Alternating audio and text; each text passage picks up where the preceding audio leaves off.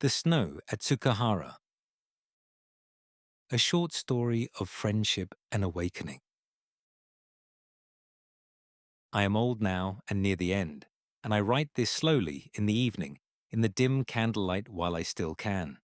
My eyes don't see as well, and my hand is not as steady as it once was. I am not troubled by the ending. I want to say that first because everything else I have to tell you depends on it. A man wrote to me once that I would come to peace if I kept faith with the practice and chanted and did not turn back. He was right. I have come to peace. I sit here in the last of the light and there is no fear in me, and there has not been for a long time. This is not a small thing to be able to say. My name is Sairen.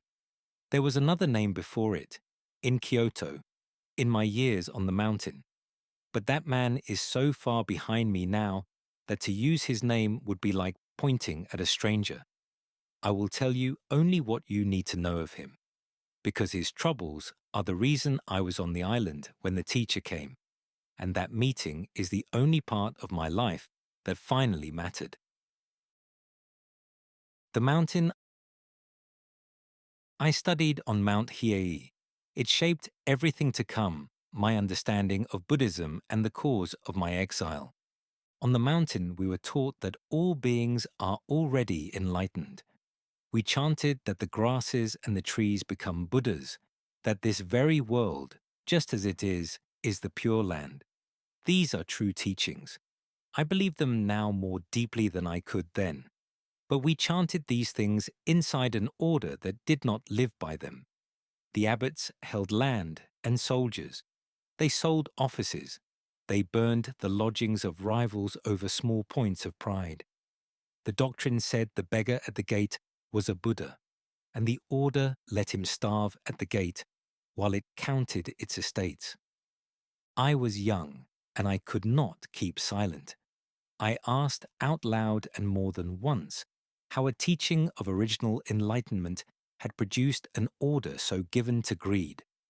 I asked whether we had taken the most generous truth in all the sutras, that awakening is not earned but uncovered, and turned it into a pillow, so that men who should have been laboring toward the light could lie down instead and call their sleep enlightenment. These were honest questions. I did not yet have the practice that would have given me peace to ask them from, and so I asked them in anger, and anger is easy to punish. A charge was found. The particulars do not matter. I was sent to Sado, which is where the world sends what it wishes to forget. I tell you this so you will understand that when the teacher came, I was not an empty vessel waiting to be filled. I was a man who had already paid for caring about the very thing he had paid far more for. That is why we knew each other so quickly. Men who have stood in the same fire recognize the smell of it on one another. The learned men who doubt me ask how a stranger could become my master in a single winter. They ask because they have never been broken for a question, and then met, on a frozen island, the one other man alive who had asked it louder and paid more. The crossing as he told it. I was not with him at Tatsunokuchi. What I know of his journey to us, I have from his own mouth on a quiet night long after, when the wind had dropped and we sat near a small fire, and he was willing, for once, to speak of himself. By the time I knew him, there were already men on the mainland, telling the story that a great light had come down from the sky at the execution ground, and that the swordsman's arm had failed, and the soldiers had scattered in fear. I have heard that story many times since. It grows in the telling. He did not tell it that way. He said that if there was anything, it was a torch, and that a frightened man can make a torch into a moon. What truly happened, he said, was plainer and harder than any light. He had knelt. He had said his last words. He was ready in the way a man is ready when the body has already accepted the thing and the mind is only watching. And then a rider came, and there was talk he could not hear, and the order was changed. I asked him why he had been spared. He said he learned the reason later, and that it shamed the men who gave it more than it comforted him.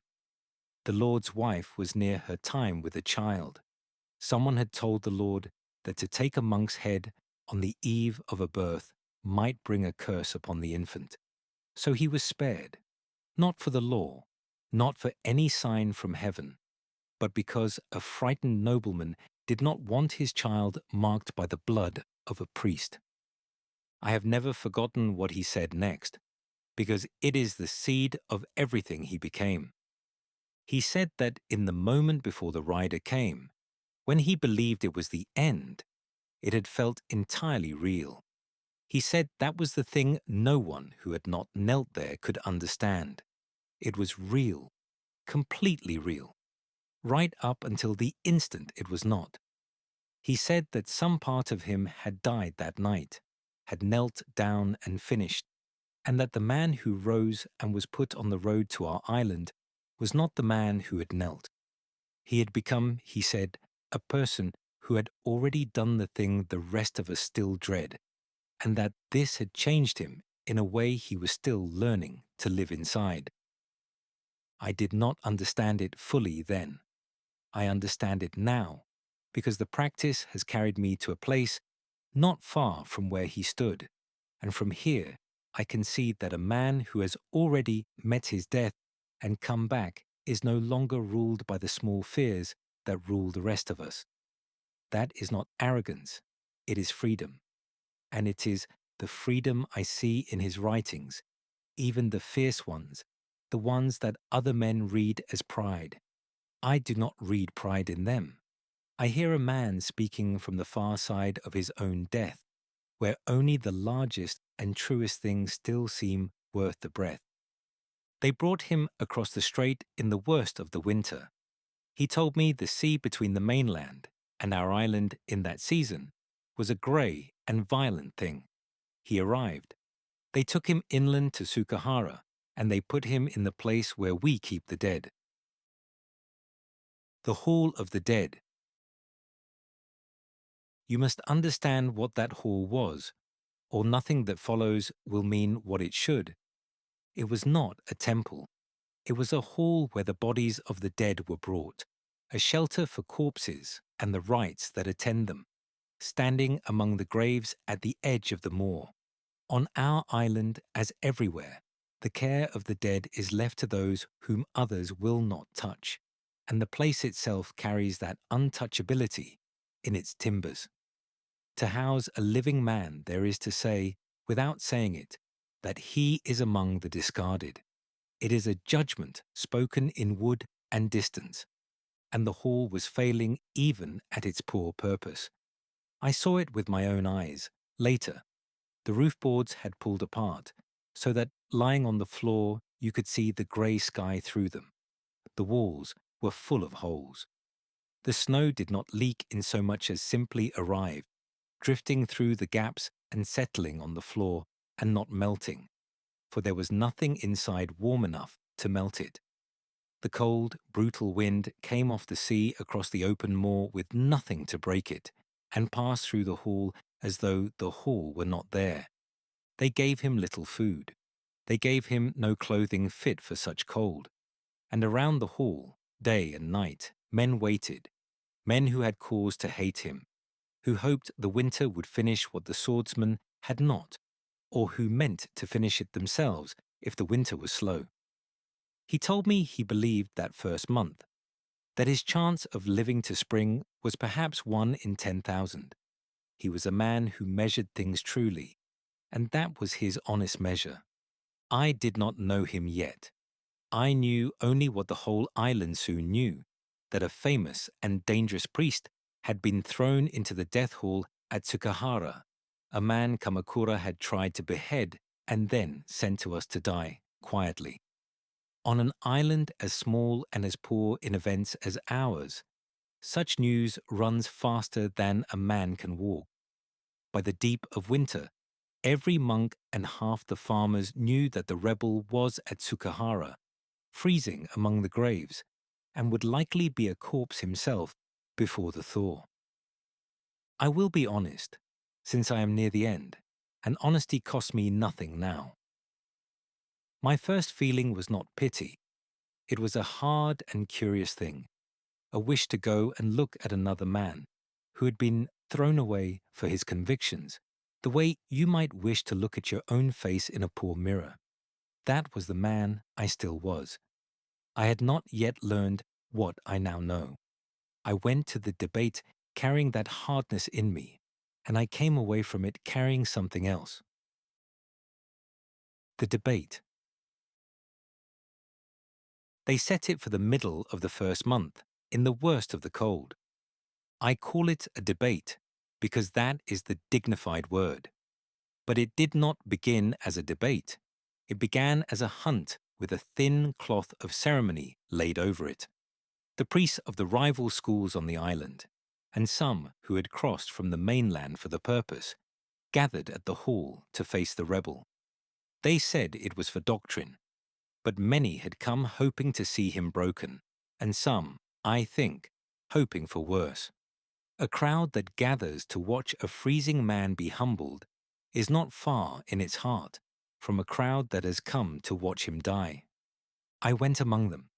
I told myself I went as a scholar to hear the teaching argued. That was half of it.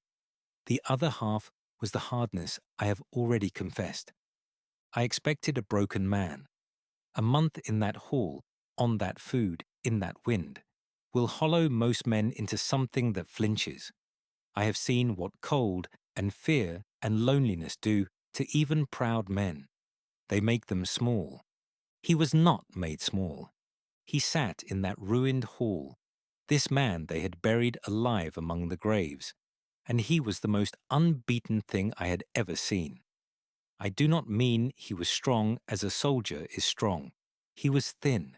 His lips were cracked. His hands, when he raised them, were the hands of a man who has not been warm in many weeks. I mean that something in him had simply refused to be lowered.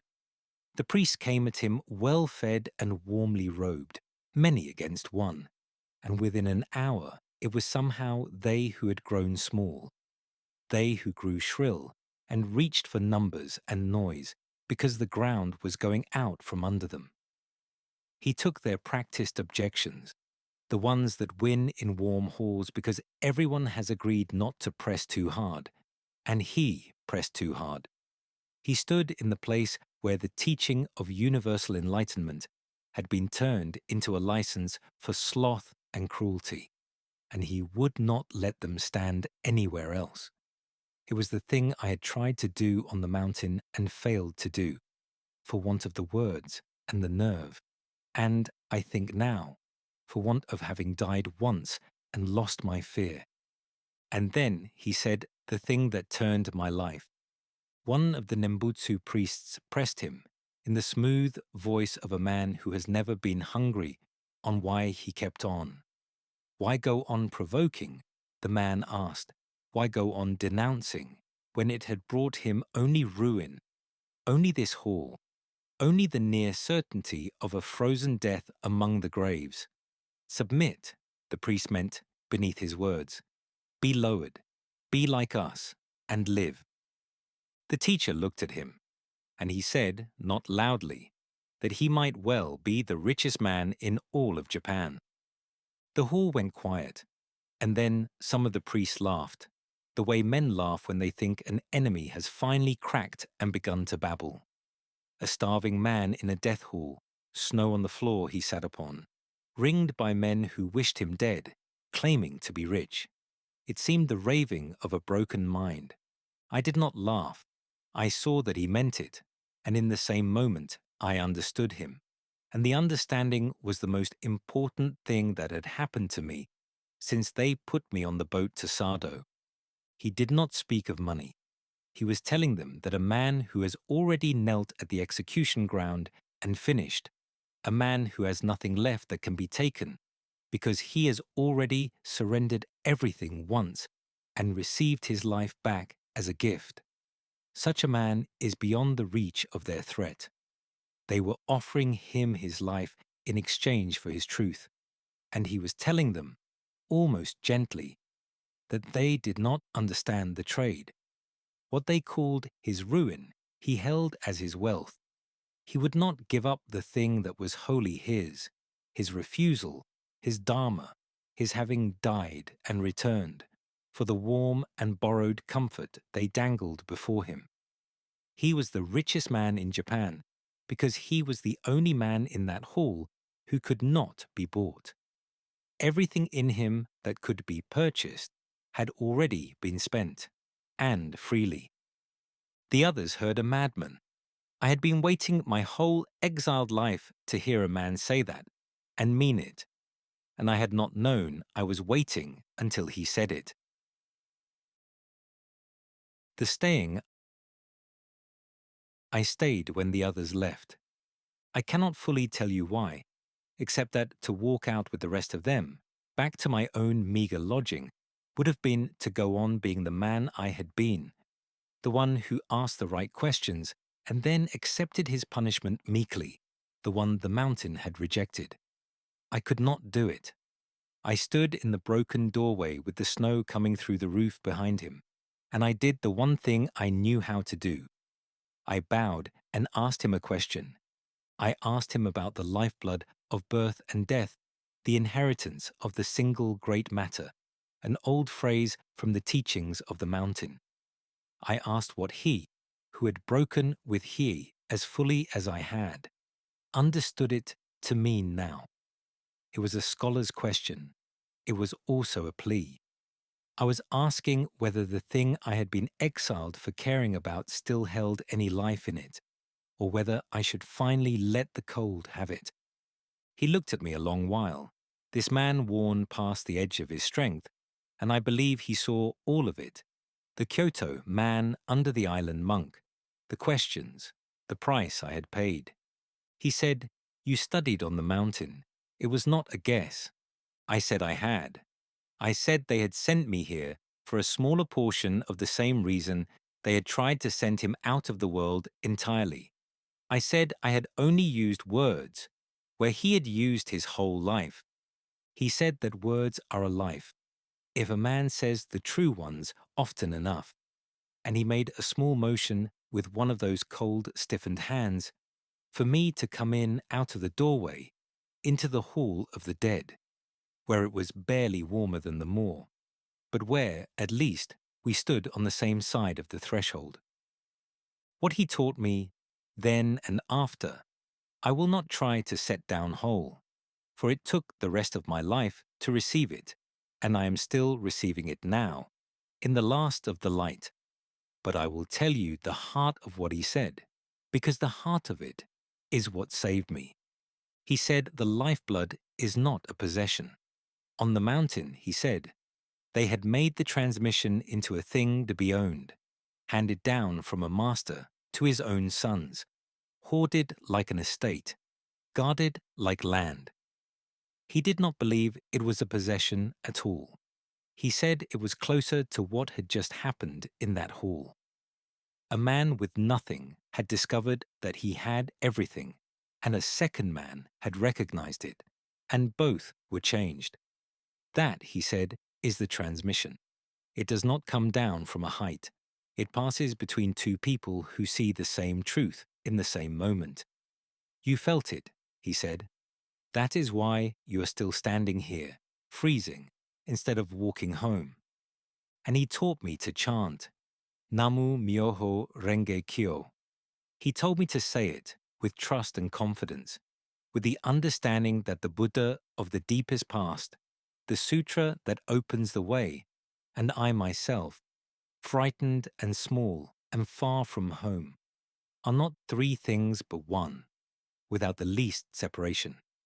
He told me to keep saying it and not to turn back, through the cold and through the fear and through the long years, and that if I did, I would come in time to a peace that nothing could take from me, because it would not be a possession either, but a fire, and a fire cannot be stolen. For the moment you reach for it to take it, it has already passed to you and burns now in two places instead of one. I became his disciple that day, though neither of us said the word. The word came later, in the letters.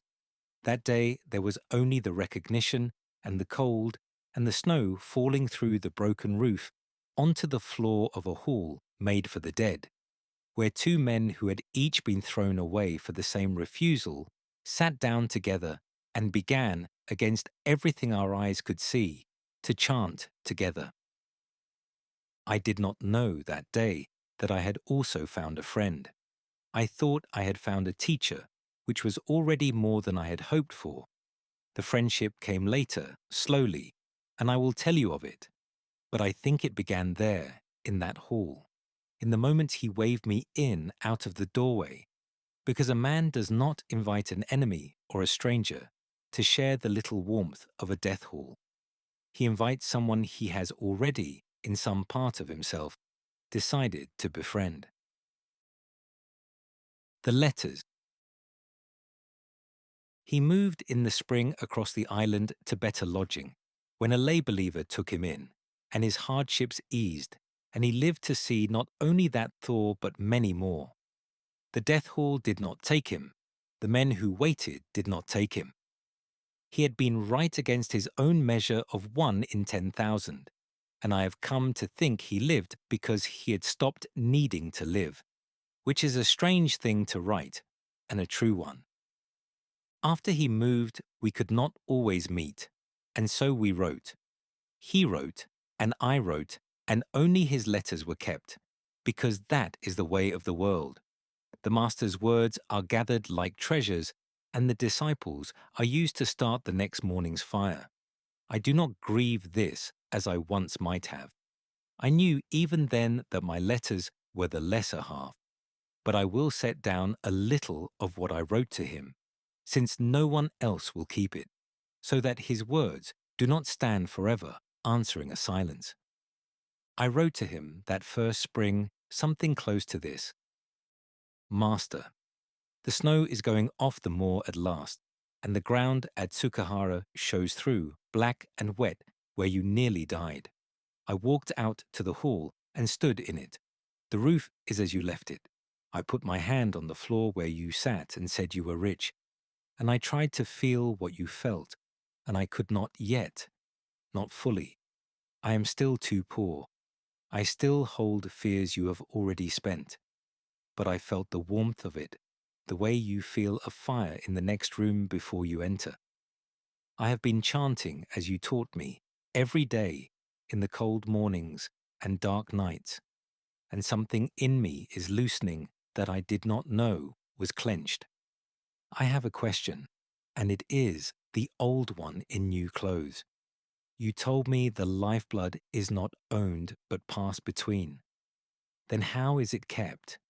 If it lives only in the moment, two men know the truth together. What becomes of it when one of them dies? Does it die with him? Or is there something that carries it across, the way the grey strait carried you across to us, uncaring and yet, in the end, delivering you to the far shore? And he answered me. His answer speaks in the language of the mountain, of birth and death as the very workings of the law. It answered the very question I had asked about whether the lifeblood dies when the man dies. He wrote that the transmission of the single great matter is not handed down but realized, that when a person chants the law knowing that the Buddha of the deep is past, the sutra, and we ourselves are without the least separation, in that moment the lifeblood flows. He wrote that it is not kept as an estate is kept. It is kept as a fire is kept, by being passed to the next lamp before the first goes out. He wrote that birth and death are not the enemy of this, not the thing to flee, but the very medium through which it moves, as the cold strait was not the enemy of his crossing, but the only road by which the crossing could be made. I wrote back.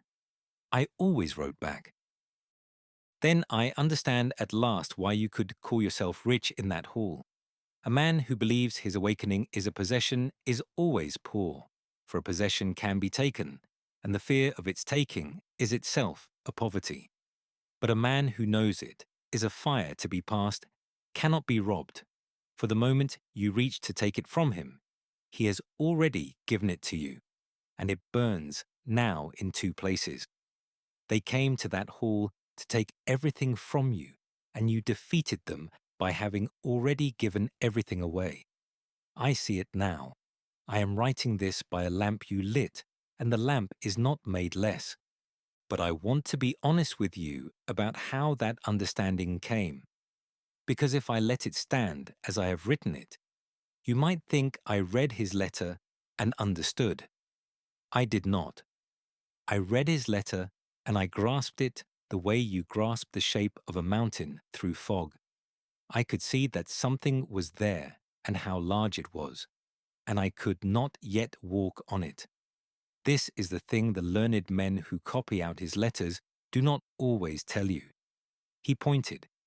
He was always only pointing.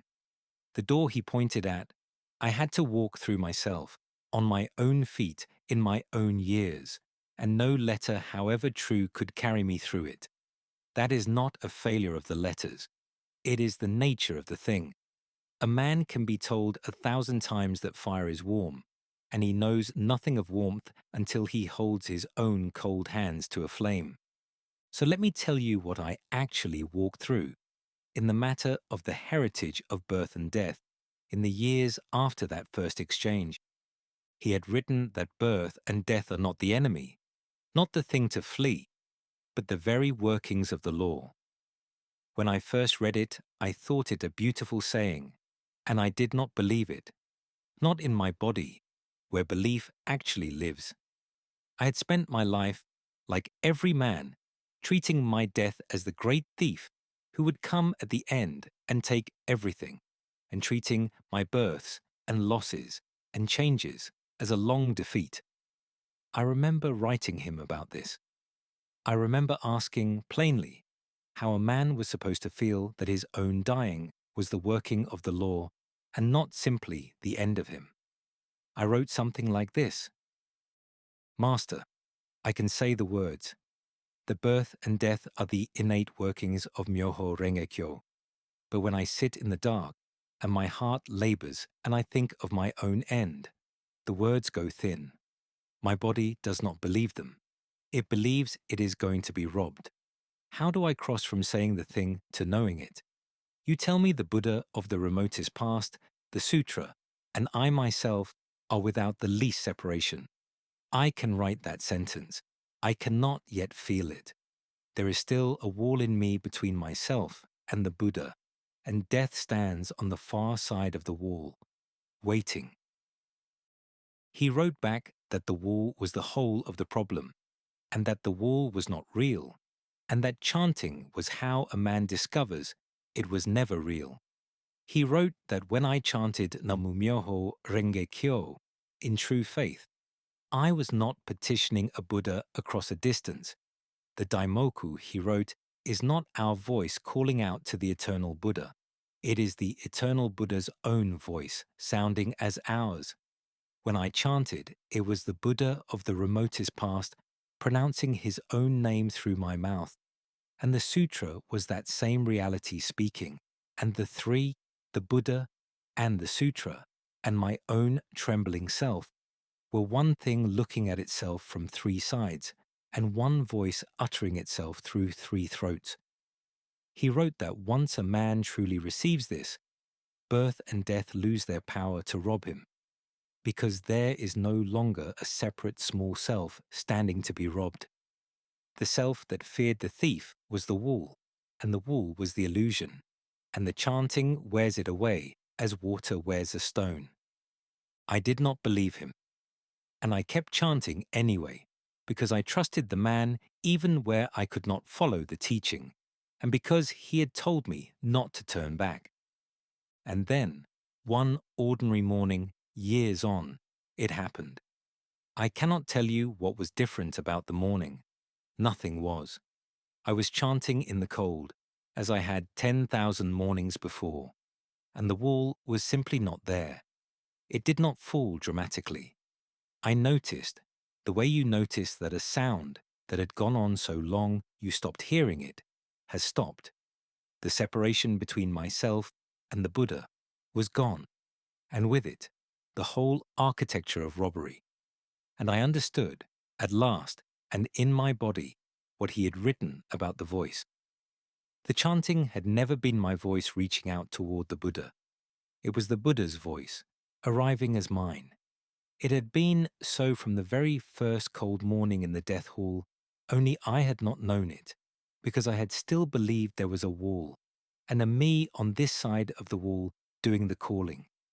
Now there was no wall and no distance to call across.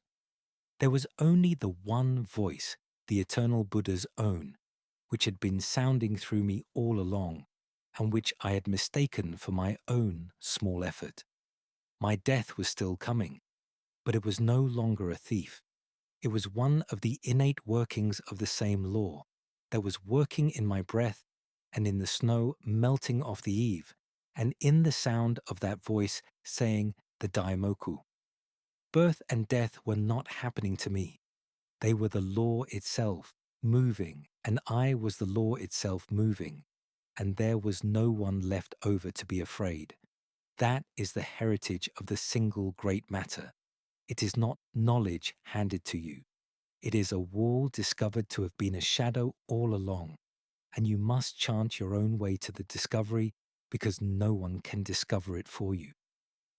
Then there was the second door, and it was the larger of the two, and it took me longer, and I think he knew it would. It came from a letter he sent me later, on the true aspect of all things. I had written to him, I confess, in a low season. I had begun to feel that my practice was carrying me away from the world, that the more I chanted, the less the ordinary muddy business of living seemed to matter, the cooking and the quarrels and the mud and the aching joints and the tax collectors, and I wondered whether awakening meant learning to look past all of it towards something purer behind it. I remember the letter.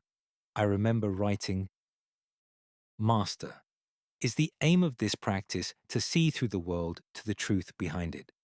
For I find, as I go on, that the things of this life grow faint to me, and I do not know whether that is progress or a kind of dying before death.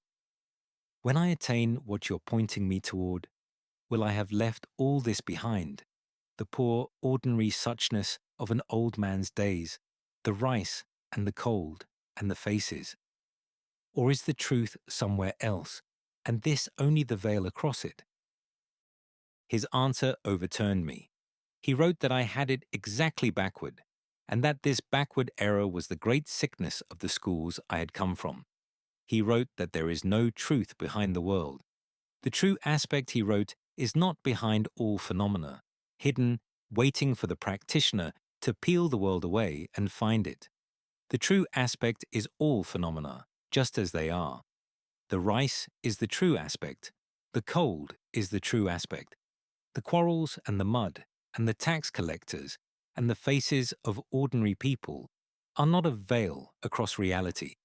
They are reality, wearing its own face. He wrote that the common mortal, muddy and afraid and unfinished, is the very entity of the middle way, not a lesser thing straining toward a purer one. He wrote that Ji had seen this, that the 3,000 realms are present in a single moment of ordinary thought, and that this was not a doctrine to be admired, but a fact to be lived, and that the whole of the practice was to stop looking past the world for the truth, and to see that the truth had been standing in front of me, as the world, the entire time. I remember setting the letter down and going outside. It was evening. There was a farmer driving a thin ox along the path below, and the smoke of the cooking fires, and the smell of the sea, and the cold, coming up out of the ground, and my own breath in front of my face. And I had spent years, I realized, trying to see past exactly this, towards some clean and distant enlightenment, and the enlightenment had been the ox, and the smoke, and the cold, and my breath all along. I had been like a man holding a lamp up to search the dark for a light. I wrote him back that night. I wrote, You have turned me around in the doorway. I have been walking out of the world to look for the truth, and you have taken me by the shoulders and faced me back toward the room I was leaving, and shown me the truth was the room. The ox on the path is the true aspect. My cold hands are the true aspect. I do not have to become someone else or go somewhere else. I have only to stop overlooking what is here. This is harder than leaving the world, Master. It is much harder to honor the ground than to transcend it. But I think it is the only thing that was ever true. And I think it is why you could kneel in a death hall and be rich, because you had stopped waiting for a better world and had received this one, entirely, as the Buddha's own body. That was the second door, and I did not walk fully through it for years more. And in truth, I am still walking through it now, in this room, in the last of this light, which is itself the true aspect and nothing behind it. He pointed me at it. He could not carry me through. No one can carry anyone through. But he pointed so truly and so patiently, letter after letter, year after year, that in the end I found the door with my own hands in the dark, and it opened as he always said it would, onto the very place I had been standing all along. That was the shape of our conversation, as much of it as I can set down. It went on for years, in letters, and in the few meetings the island allowed. He sent me his great writings and his small ones, the fierce and the tender. I kept them all, every one, because I knew what they were, even where I could not yet rise to them. There were pages of his I found hard. I told him so. He did not mind. A man who has died once has no need of his disciples' flattery. I should tell you what grew between us in those years, because it is part of the truth, and I would not have you think it was only a master and a man who served him. In the beginning, he was my master, and I was his disciple, and that never changed, and I would never wish it to. But something else grew alongside it, quietly, the way moss comes to a stone without anyone watching it arrive. We became friends. I do not use the word lightly. I mean that the distance of rank thinned between us until, in the later years, we could sit together in a long silence and need to say nothing, and that he came to show me things he showed no one else. He let me see when he was tired. He let me see when he doubted, not the Dharma. He never doubted the Dharma, but himself, whether he had done enough, whether he had been too hard with this man or too slow with that one. He spoke to me once of his own master from his youth and of his mother, and his voice when he spoke of them was not the voice of the man who had faced down a hall full of priests. It was only the voice of a man talking to his friend in the evening. I think I gave him something he had little of, which was a person who had asked the same forbidden questions and paid for them, before whom he did not have to be the teacher every hour of the day. He had many disciples. I do not think he had many friends. The fire that passes between two people who see the same truth does not only make a master and a student. Sometimes, if they are given years enough, it makes them dear to one another. We were given the years, and it did. What I keep, I am at the end now. The night stars now shine bright, and I am content to let it go. He is gone before me. I should have said so sooner, but it is a hard sentence to write even now, and I have been circling it the way you circle a cold hearth in an empty house, knowing what is no longer there. My master, my friend, is dead these years past. I outlived him, which neither of us would have guessed in that hall. When it was his life, the whole island was waiting to end and not mine.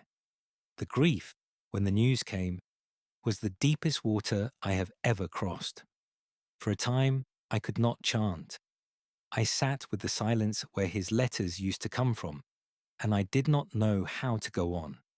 And then I went on, because he had taught me how. I chanted. I said the words he gave me in the snow, Namu Myoho Renge Kyo, and I did not turn back, even through the grief. And the practice carried me through that crossing, as the grey strait had once carried him through his. Slowly, the way the dawn comes, the grief thinned, not into forgetting. I have not forgotten him for a single day, but into something I can only call peace. I learned that losing him was not the same as being parted from him. That is the thing the practice taught me that nothing else could. I told you at the beginning that I have come to peace, and that everything rested on it. Now you have heard how I came to it. I came as a frightened, exiled, hardened man by a ruined hall in the snow, when a teacher who had already met his own death taught me to chant and not to turn back. I did not turn back, not through the long, cold years, and not through the grief of losing him. I am living proof of what he taught. I was no one, an ordinary man full of fear and old anger, thrown away on an island, and the practice he gave me carried me here to this quiet evening, without fear, awake and ready. For I am going to see him again. I do not mean this as the old people mean it, when they speak of a paradise in the West, where the dead are gathered and wait. He taught me better than that, and I have lived long enough to know it for myself. The assembly on Sacred Eagle Peak, where the Buddha preached the law, and where my teacher said that assembly has never once dispersed, is not a place far off, and not a time still to come. It is the truth of this very evening, of this failing light, the paper beneath my old hand, moving ink across the page. He is there. He has always been there. He was there in the death hall in the snow, though neither of us could see the whole of it then. And the parting that grieved me so was never the final thing it seemed, because the peak is not elsewhere, and the assembly is not ended, and what is unborn does not die, and what does not die cannot truly be taken from us. I am not going to a paradise to find him. I am going to stop overlooking the assembly I have been standing in all along, where he is, where he waits, where the truth he gave his life to is as present as my own breath. The future may say I never lived. I have no need to be believed. I know what is true, and the truth does not lean on my being remembered. There was a winter. There was a hall meant for the dead, with snow upon its floor. There was a man in it who had already knelt at his own execution and risen, and who offered his life in exchange for his truth, said he was the richest man in Japan, and meant it, and was right. And there was a second man, exiled for the same refusal, smaller and more afraid, who heard him and stayed, and learned to chant, and in the chanting became his disciple, and in the years his friend, and at the last became rich in the same way, and unafraid in the same way, and is now, in the last of the light, simply glad. What passed between us did not come down from a height. It passed across between two thrown-away men who knew the same truth in the same moment, in the worst cold either of us had known. He told me that was the whole of the transmission, and that nothing larger was needed, and that nothing larger was ever true. I have kept that fire my whole life. I am about to pass it to the last lamp I will ever light, which is yours reading this story. And then I am going to go and find my friend in the assembly that never ended. The fire is not made less by the passing. It is still warm. Put your hand to it. He is nearer than you think, and so soon will I be. This is a work of fiction. While Sairen-bo and Nichiren were real, and the conditions of the Sado exile are drawn from the historical record, their friendship, The meeting at the Tsukahara debate and the letters imagined here are the author's invention. Written by Nichiren Mark Herrick with the assistance of Claude, an AI language model by Anthropic, a short story of friendship and awakening.